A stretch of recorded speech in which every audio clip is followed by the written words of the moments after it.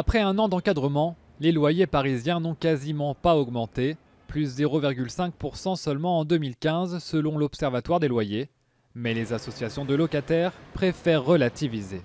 Ce chiffre cache de grandes disparités puisqu'en réalité les loyers sont fixés par année de construction et type de bien. Donc c'est-à-dire que par exemple le prix des 4 pièces a pu baisser sensiblement sur certaines zones alors que celui des studios a légèrement augmenté. Conséquence, ce sont les moins fortunés qui se retrouvent lésés, mais les associations jugent le dispositif plutôt positif. Il a responsabilisé les locataires, il a responsabilisé les propriétaires et qu'il vise non pas à geler les loyers, contrairement à ce qu'on peut entendre dire, mais disons à restreindre les abus. Chez les professionnels, on redoute toujours une baisse de l'offre locative.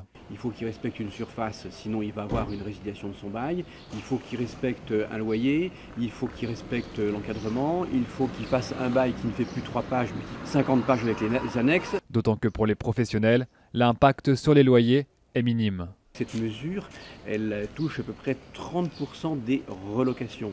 Quand on sait que les relocations c'est 15%, ça fait qu'au définitif, ça ne concerne que 5% des locataires dans Paris. Plusieurs grandes villes devraient bientôt voir à leur tour arriver l'encadrement des loyers. En Île-de-France, 412 communes devraient l'appliquer d'ici 2018.